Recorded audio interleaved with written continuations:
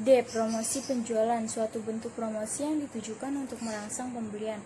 E. Pemasaran langsung, yaitu suatu bentuk perjualan perdagangan secara langsung ditujukan untuk mempengaruhi pembelian konsumen. 3. Melakukan promosi produk hasil usaha kerajinan dari bahan limbah berbentuk tangan datar. Dalam melakukan promosi agar dapat efektif, perlu adanya bauran promosi, yaitu kombinasi yang optimal atau pemilihan jenis promosi yang paling efektif dalam meningkatkan penjualan. Penjelasan jenis kegiatan promosi produk. Yang pertama yaitu ada periklanan. Bentuk promosi non-personal dengan menggunakan berbagai media yang ditujukan untuk merangsang pembelian. Yang kedua yaitu ada tatap muka. Bentuk promosi untuk memperkenalkan suatu produk kepada calon pelanggan dan membentuk pemahaman terhadap produk. Sifat-sifat penjualan tatap muka. Yang pertama adanya kontak langsung. Kedua, tanggapan langsung atas pertanyaan atau reaksi konsumen. Yang ketiga, mempererat hubungan dengan konsumen. Dan yang terakhir yaitu biaya operasional cukup tinggi. Yang ketiga ada publisitas, usaha untuk merangsang permintaan suatu produk secara non-personal dengan membuat berita komersial yang menarik mengenai produk tersebut di dalam media cetak atau lainnya maupun hasil wawancara yang disiarkan dalam media tersebut. Keempat, promosi penjualan. Bentuk promosi yang ditujukan untuk merangsang pembelian oleh jenis-jenis promosi penjualan adalah yang pertama ada promosi konsumen, misalnya barang. Contohnya yaitu kupon hadiah, pembelian demonstrasi. Yang kedua ada promosi dagang, contohnya yaitu kredit pembelian atau periklanan bersama. Yang ketiga yaitu promosi bisnis, contohnya yaitu sponsor pertunjukan atau kontes penjualan. Yang kelima yaitu pemasaran langsung. Suatu bentuk penjualan perorangan secara langsung ditujukan untuk mempengaruhi pembelian konsumen. Sifat pemasaran langsung ada non-publik. Pesan biasanya ditujukan kepada orang tertentu. Itu berarti yang mengetahui pesan tersebut hanya pihak terkait saja, tidak untuk publik. Yang kedua yaitu disesuaikan. Pesan dapat disiapkan dan dirancang sebelum dikirimkan kepada orang yang bersangkutan agar ia tertarik. Yang ketiga ada terbaru. Pesan dapat disiapkan dengan sangat cepat sesuai dengan kondisi terkini. Yang terakhir yaitu interaktif. Pesan dapat diubah sesuai tanggapan orang yang berkaitan sehingga menimbulkan suatu komunikasi yang interaktif. Melakukan promosi usaha secara online. Ada beberapa cara pemasaran produk kerajinan lewat internet secara online. Sebuah website akan makin berarti dan bisa mendapatkan profit jika website tersebut dikunjungi oleh banyak pengunjung. Jika banyak orang yang mengunjungi website, maka apa yang dijual lewat website tersebut bisa dibeli.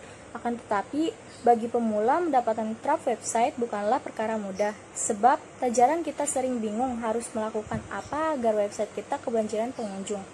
Beberapa strategi promosi secara online. A. Mulai dari Facebook. Facebook bisa menjadi cara terbaik membangun komunikasi di sekitar bisnis.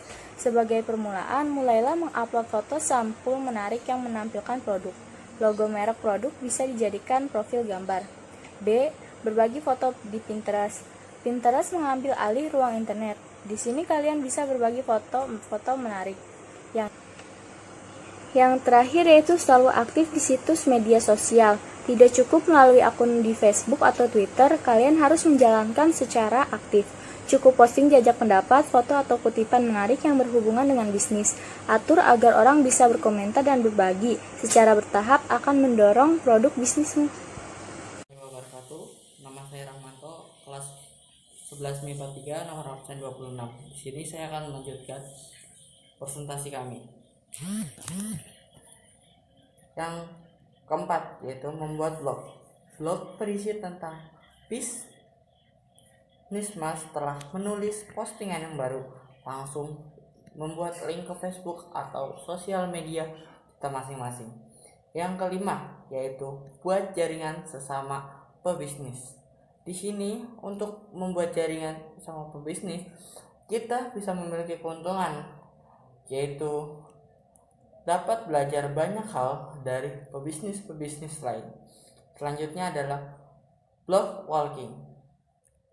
Blog walking adalah suatu istilah di mana kita mendatangkan traffic web dengan cara berkomentar di web atau blog lain. Misalnya, kalian berkomentar di blog milik seseorang, maka pemilik tersebut akan menjawab komentar kita. Selanjutnya adalah mengirimkan alamat web kita di status sosial media. Tahukah Anda kenapa itu bisa dapat berpengaruh? Karena dengan cara kita mengirimkan web kita di status sosial media kita, para pemirsa dari sosial media kita akan senantiasa melihat web kita lalu mengunjungi situs-situs kita. Yang selanjutnya adalah menggunakan iklan. Anda pasti tahu iklan. Iklan adalah media pemasaran yang cukup banyak digunakan dan ampuh dalam pemasaran. Di sini ada beberapa macam yang bisa kita gunakan. Yang pertama, beriklan menggunakan jaringan PPC lokal Indonesia. Yang kedua, beriklan di Facebook. Yang ketiga, beriklan di Google AdWords. Selanjutnya, memasang iklan banner di website orang lain. Dan yang terakhir, iklan dapat berbentuk artikel review dari blog lain.